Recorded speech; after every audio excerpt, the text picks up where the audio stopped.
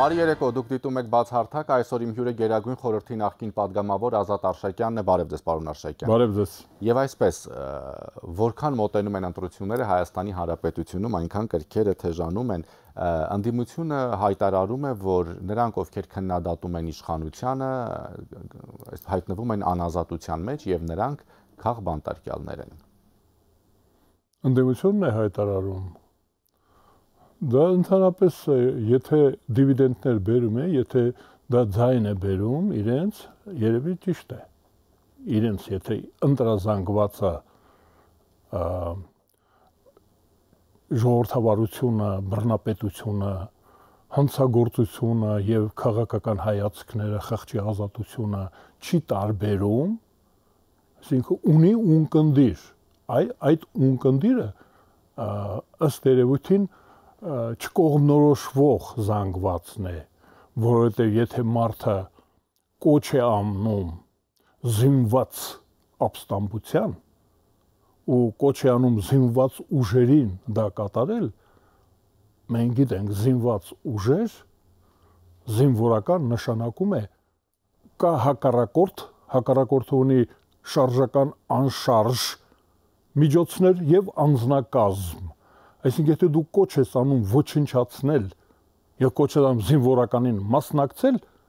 հակառակորդի դեմ քո պայքարին, նշանակում է դու կոչ ես անում նրան ոչնչացնել անձնակազմը, նրա դիրքերը, գույքը, տվյալ դեպքում Հայաստանի Հանրապետության քաղաքացիների մի զանգված դառնում են քո թիրախը։ Այսինքն զինվորական հեղաշրջումը դա քաղաքացիական պատերազմ է։ Ուրեմն քաղաքացիական պատերազմ հրահրողը դարձավ քաղկալանավոր։ Ես համարում եմ, այո, քաղկալանավոր է, բայց պետական հանցագործ սկզբից ասում ենք պետական հանցագործ քաղաքական կալանավոր։ Այո, քաղաքական են։ Ինչու պետական հանցագործ, պարոն Արշակյան։ Քաղաքացիական պատերազմ հրահրելը դա պետական հանցագործություն, դա գրպանահատը չի։ Դա պետությունն է, որպես գրպան ինքը ընկալում ու հատում է պետության դեմ է։ Քաղաքացիական պատերազմը մենք մի անգամ դա անցել ենք 1920 թվականի մայիս ամսին եղել է քաղաքացիական պատերազմ եւ Հայաստանի Հանրապետությունը որպես այդպիսին լուծարվել է, կործանվել է 11-րդ բանակը Լեգրանի, Տուխաչևսկու, Տրոցկու բանակը մտավ Հայաստան յուրայիններին բոլշևիկներին աջակցելու համար բոլշևիկները գնացին ընդառաջ եւ հայկական պետությունը լուծարվեց, հանձնվեց Ղարսարդահանը, Վանը, Սուրմալուն, Նախիջևանը, Ղարաբաղը, Ջավախքը հանձնվեց հակառակորդին քաղաքացիական պատերազմի հետևանքը դա էր մնաց Երևանի խանության մի հատվածը։ Ուրեմն հիմա դրանք քաղաքական են, թե չէ այդպիսի կոչ անողները։ Իհարկե քաղաքական են։ Բոլշևիկները քաղաքական էին, թե չէ։ Բոլշևիկները հայ։ Քաղաքական գործիչներ էին նրանք։ Եվ երկիրը կործանեցին մեր երկիրը, հայ ժողովրդի երկիրը աշխարհի կողմից ճանաչված։ Հիմա ես կարծում եմ, որ այն ունկնդիրը, այն ընտրազանգվածը Դե ասում ենք ընտրություն դուք այդպես հարցադրեցիք։ Դե հա, ընտրություններից առաջ նախընտրական կամպանիան, ընտրություններից առաջ, այսպես ասած, կրքերը թեժանում, համազարկ է դա կոչվում, քանի որ նրանք սիրում են քաղաքացիական պատերազմ, համազարկ։ Իմ կարծում եմ ժամկետից շուտ է։ Համազարկը կարծում եմ ունի հատուկ ընտրազանգված, այդ ընտրազանգվածը չի հասկանում որ է հայրենիքը, որ է եղբայրությունը, որն է քաղաքացիական պատերազմը, որն է քրիստոնեությունը։ Եթե քրիստոնյաները եղբայրասպանության կոչ են անում, դրանք Կայենի զավակներն են, Կայենի թողած սերունդը մեր մեջ կա, սպանենք Աբելին։ Դե հիմա ամեն դեպքում դուք խոսեցիք այդպես եւ քաղաքական հատվածից եւ հոգեվոր հատվածից, բայց նույն ընդդիմադիրները ասում են այն մարդիկ, այն քաղաքական գործիչները, չգիտեմ, գործարարը, որն այս պահին անազատության մեջ են հոգեվորականները, իրենք բոլորը քաղբանտարկյալներ են։ Դա շղթա է, պատճառը հետևանքային կապով։ Հոգեվորականները սկսել են քաղաքացիական պատերազմ հրահրելով, մյուսները կանգնել են նրանց կողքին։ Եվ այստեղ երևի մենք պետք է դա էլ քննարկենք։ Հիմա դրանք եկեղեցին են, թե եկեղեցու սպասավորներ են։ Երբ ասում են եկեղեցու դեմ, օրինակ ես խոսում եմ եկեղեցու դեմ, իրանք այդպես են ասում։ Ես խոսում եմ սպասավորի դեմ, վատ ծառայություն կատարող հոգևորականի դեմ։ Եթե դուք համարում եք այդ մարդկանց եկեղեցի, դրանք եկեղեցի են, եկեղեցին մենք ենք։ Եկեղեցին մեր հանրությունն է հավատացյալ, չէ՞։ Ուրեմն երբ որ ասում են հակա եկեղեցի Արշակյան Ազատը եկեղեցու դեմ է խոսում, ես ասում եմ չէ, ես եկեղեցու դեմ չեմ խոսում։ Ես խոսում եմ վատ ծառայի, վատ ծառայություն կատարող հոգևորականի դեմ, որը մոռացել է, որ ինքը քրիստոնյա է, կամ գիտի, բայց չի հասկանում, դիտավորյալ ինձ եղբայրասպանության կոչ է անում, կամ ես պետք է սպանեմ, կամ ես պետք է սպանվեմ ըստ նրանց ծրագրի դատավճռով։ Այսինքն դուք կարծում եք, որ Հայաստանում քաղբանտարկյալներ չկան։ Չկան։ Դասական իմաստով քաղբանտարկյալ, այն ինչ որ միջազգային իրավունքի տեսակետից, մարդու իրավունքների տեսակետից նրանք քաղբանտարկյալ չեն կարող լինել, որովհետև քաղբանտարկյալը լինում է բռնապետության մեջ, այնտեղ որտեղ որ քաղաքական ազատություններ չկան, խղճի ազատություն չկա, խոսքի ազատություն չկա։ Հայաստանի Հանրապետությունում դա չափազանցությունն է նույնիսկ խոսքի ազատությունը։ Մենք նույնիսկ չենք պատժում ատելություն քարոզողներին, հակադեմոկրատական ուժերին մենք չենք պատժում, այսինքն Հայաստանի Հանրապետությունը ովքեր են, որոնք են կամ այդ հակադեմոկրատական ուժերը, որոնք, ինչպես դուք եք կարծում, պատժի կարիք ունեն, պատժելու կարիք ունեն։ Այն բոլոր կազմակերպությունները, որոնք որ չեն հարգում Հայաստանի Հանրապետության սահմանադրությունը։ Ես իմիջիալոց դեմ եմ քվեարկել այդ սահմանադրությանը, բայց որպես Հայաստանի Հանրապետության օրինապահ քաղաքացի այդ օրենքը չեմ խախտում։ Ես ապստամբության կոչ չեմ անում, ես նախ եւ առաջ նաեւ չեմ հայհոյում հայ ժողովրդին այսպիսի պետություն ունենալու համար։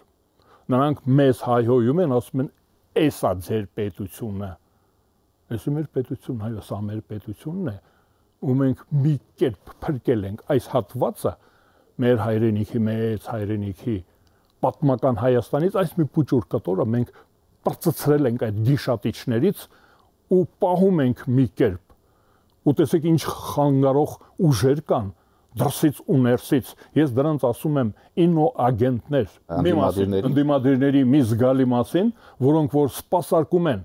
այլ պետությունների շահերը, օրինակ Բելոռուս պետության շահերը, պաշտպանում են մեր երկրում։ Ոչ թե ծառայում են մեզ, հասարակական կազմակերպություններ, քաղաքական գործիչներ եւ ասենք հոգեվորականներ, որ այցելում են այդտեղ, խոնարհվում են հարգանքի դրսևորումներ, որտեղ Բելոռուս են գնացել մեր հոգեվորականները։ Ես համարում եմ, որ դա դիվերսիա է մեր պետականության դեմ, մեր ինքնիշխանության դեմ։ Հաջորդ ուժերը, որ նույնպես համարում եմ հակապետական, նրանք են, ովքեր որ կոչ են անում հայկական պետության անկախությունը սահմանափակել, միանալ այլ պետությունների խմբի։ Ազգանունները չտամ, դրանց չգովազդեմ։ Կան դրանք հայտնեն իրենց գերհզոր լրատվամիջոցներով աղբի նման լցնում են Հայաստանի Հանրապետության եթերը։ Ուրեմն նրանք ովքեր որ կոչ են անում սահմանափակել Հայաստանի Հանրապետության ինքնիշխանությունը, դրանք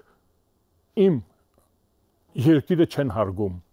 իմ ժողովրդի, իմ հայրենիքի ընտրությունը մենք երկու անգամ ձայն ենք բարձրացրել, այդպիսի առիթ է ներկայացել, մեկը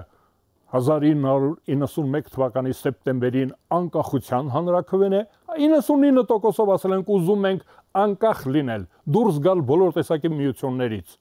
Երկրորդ սրանից ուղիղ մի տարի առաջ մեր ժողովրդին նորից հարցրեցին. ինչ եք ուզում, ասեցին Եվրաքվեն նկատի ունեք։ Եվրաքվեն։ Այսինքն դրա դեմ հիմա կան կազմակերպություններ, որ կոչ են անում մերժել։ Այսինքն այն կազմակերպությունները, որոնք, այսպես ասած, առաջարկում են դեպի Ռուսաստան կամ ինչպես դուք եք ասում, այնտեղ ուր ուզում է լինի, ժողովուրդն ասում է Եվրամիություն։ Ժողովուրդն ասում է Եվրամիություն։ Պարոն Արշակյան, այն կազմակերպությունները, որոնք առաջարկում են, չգիտեմ, դեպի Ռուսաստան չեմ ասում միութենական պետություն, այլ մի հատված կա, չէ, ասում է դեպի Եվրամիություն, մի հատված կա, ասում է դեպի Ռուսաստան։ Կարծում եք, որ այն կազմակերպություններ, որոնք ասում են դեպի Ռուսաստան, պիտի գոյություն չունենան։ Տեսեք, նախ ովքեր են մի մաս, որ դուք ասում եք, ես ասում եմ 60,000 մարդ իր անձնագրով եկել ստորագրել է, պետք լիներ 600,000, 6 միլիոն մարդ, Հայաստանի քաղաքացի, պահանջվում էր այդքան ձայն, մարդիկ եկան ասեցին, մենք ուզում ենք Եվրամիություն։ Հիմա դուք ասում եք, կան մարդիկ, որ ուզում են այլտեղ։ Ես ասում եմ, ովքեր են դրանք, բերեք,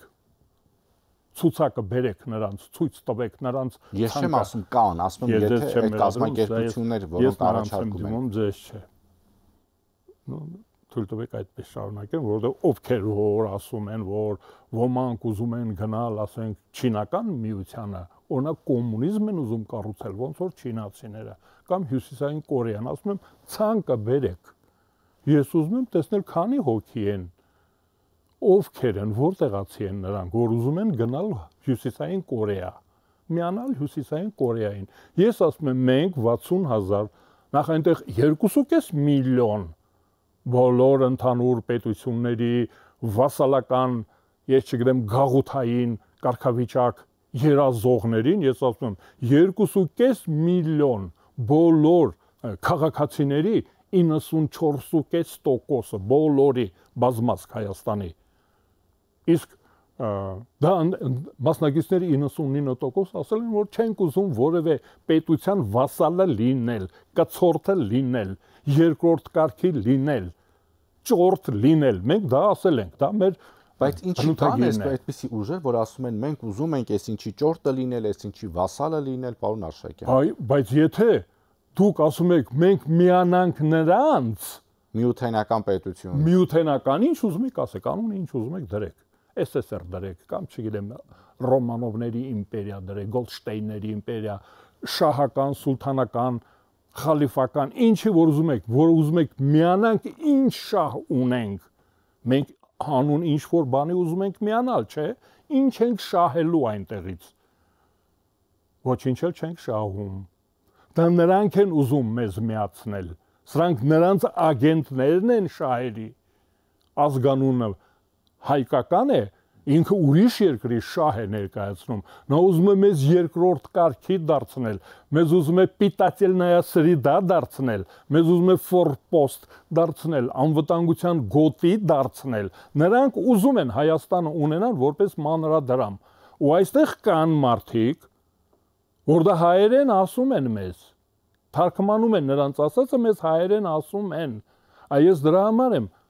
ըմբոստանում, այ ընդվզումը դրան է, որ նրանք մենք չենք ուզում, մենք ուզել ենք 99%-ը մասնակիցներ ասել ենք չենք ուզում։ Հիմա կան այդ 10,000 հոգին երևի բազմացել են, շատանում են, նրանք դրանով զբաղվում են։ Նրանք հիմա ասում են, որ չէ, մենք նորից ձեզ ուզում ենք տանենք լուծ դնենք ձեր վզին, ձեզ գենոցիդի ենթարկենք, ձեզ ուղարկենք Սիբիր, ձեզ ուղարկենք Սիրիայի անապատները, ձեզ ուղարկենք Թուրանում կռվելու։ Այդ դա են ասում, որ մենք մեր երկիրը դառնա նրանց համար շահագործման օբյեկտ։ Տեսեք, դա է։ Ես նրանց չեմ համարում։ Դուք կարծում եք, եկեք այսպես հստակ խոսենք, դուք կարծում եք, որ օրինակ երբ այդպիսի հայտարարություններ են անում Գյումրիի քաղաքապետը Վարդան Ղուկասյան,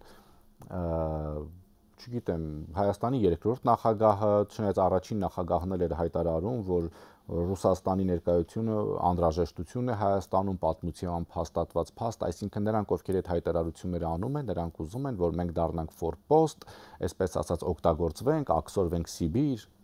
Սկզբից իրենք օգտագործվում են, ուզում են մեզ էլ դարձնել իրենց նման։ Ես ասում եմ, ես դեմ չեմ Ռուսաստանի ներկայությանը, որպես միավորված ազգերի կազմակերպության անվտանգության խորհրդի մշտական անդամ իր սուզանավերով, հրետանիով, հրթիռներով, օդանավերով, իր զինվորներով, որպես անվտանգության խորհրդի անդամ, որպես անվտանգության երաշխավոր ինքնիշխան Հայաստանի։ Իր վրա դրված է արդեն 250 տարի։ 250 տարի է Եվրոմիությունը այն ժամանակվա հռոմեական կայսրությունը գերմանացի ժողովրդի։ Նրանք դա տվել են Ռուսաստանին, որտեղ Ռուսաստանի իշխանությունը նույնպես գերմանական էր։ Այսինքն գերմանացիները իրար մեջ բաժանել էին, աշխատանքի բաժանում էր գնացել, ու Ռուսաստանին բաժին ընկավ ազատագրել քրիստոնյա ժողովուրդներին մահմեդական լծից, ստեղծել ինքնիշխան ազատ քրիստոնեական պետություն։ Ռուսաստանը դա հանձն է առել Պետրոս առաջինի օրոք, Եկատերինա II-ի օրոք, Ալեքսանդր առաջինի օրոք, Նիկոլայ առաջինի օրոք, բայց հետո փոխվել է ծրագիրը։ Պարոն Արշակյան, տեսեք, դուք ասացիք, որ մեզ մոտ խոսքի ազատություն անգամ չափազանց շատ է, այդպես ատելությունը տարածված է եւ դրա դեմ չի առնվում ինչպես պետք է։ Դուք ասացիք, որ ով ինչ ուզում խոսում է, բայց միևնույն ժամանակ այդ նույն ընդդիմադիրները, որոնք դուք ասում եք, մեզ տանում են դեպի Ռուսաստան, որ մենք ակսորվենք դեպի Սիբիր, այդ նույն ընդդիմադիրները ասում են, նրանք, ովքեր խոսում են իշխանության դեմ, հայտնվում են անազատության մեջ։ Իրենք էլ բողոքում են այսպես կոչված խոսքի ազատությունից։ Ես կարծում եմ, որ իշխանությանը ես մեղադրում եմ անգործության մեջ։ Թավիշ է։ Թավիշ չի կարող լինել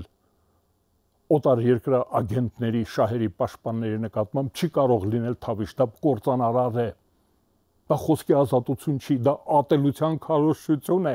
Դրանք մեր պետության դեմ քարոզչություն են կատարում, մեր ինքնիշխանության դեմ, մեր ազատությունների դեմ։ Ինչ պետք է անել, ինչպես դուք եք ասում այդ օտարերկրյա գործակալներին, եթե կան այդպիսիք։ Նախ եւ առաջ օրենքով գնահատել, արգելել օրենքով։ Օրենքով չի կարող օտարերկրյա շահերի ներկայացուցիչը հավասար իրավունքներ ունենա հայ ժողովրդի շահերի պաշտպանի հետ։ Նա պետք է անպայման պիտակ ունենա։ Ես ասում եմ, աշխարհում այդ հեծանիվը հնարված է։ Ամերիկայի Միացյալ Նահանգներում, Բրիտանիայում, Ֆրանսիայում, Գերմանիայում ատելություն քարոզողները ժողովրդավարության դեմ, մարդու իրավունքների դեմ, ինքնիշխանության դեմ աշխատող կազմակերպությունները եւ անհատները արտաքսվում են, եթե օտարերկրացի են, եթե տեղացի են, ազատազրկվում են կամ զրկվում են պաշտոն զբաղեցնելու իրավունքից։ Ես առաջարկում եմ մեր իշխանություններին արտագրել Ամերիկայի Միացյալ Նահանգների օրենքը ինոագենտների մասին, արտագրել Գերմանիայի եւ Ֆրանսիայի, Բրիտանիայի, Ռուսաստանի օրենքը ինոագենտների մասին, այսինքն այն մարդկանց մասին, ովքեր որ տվյալ երկրում, օրինակ մեր երկրում ներկայացնում են Ղազախստանի կամ Բելոռուսի կամ Ռուսաստանի կամ Թուրքիայի շահերը, ակնհայտորեն ֆինանսավորվում են նրանց կողմից, նրանց խոսնակն են։ Այսինքն իրենց պետք է ազատազրկել, ինչպես դուք եք ասում։ Եթե այլ բաները չեն, եթե կանխարգելիչ միջոցները արտաքսելը, զրկելը իրավունքից, քաղաքականությունով զբաղվելու, կազմակերպություն ստեղծելու իրավունքից, չի կարող լինել Հայաստանում կազակների միություն։ Չի կարող ֆաշիստական միություն լինել, կազմակերպություն։ Դա անթույլատրելի է մեր երկրում։ Մեր օրենքները արգելում են։ Պետությունը, իշխանությունը անգործություն է թույլ տալիս, որ կա մեր երկրում այդպիսի կազմակերպություն, ատելություն, թշնամություն քարոզող եւ մեր պետությունը լուծարման տանող, օրինակ դուք անուն ազգանուն ասեցիք, չէ՞։ Արժի որ նրա անունը տանք մենք բազմացնենք հանրային եթերում։ Քրեական հանցագործներ կան, այո, քրեական ինտերնացիոնալ է դա։ Ուզում եք ասեմ, քրեական ինտերնացիոնալը պետք է Հայաստանում արգելվի։ Շնորհակալություն։ Հիշեցնեմ իմ հյուրը Գերագույն խորհրդի նախկին падգամավոր Ազատ Արշակյանն է։ Շնորհակալություն ուշադրության համար, հաջողություն։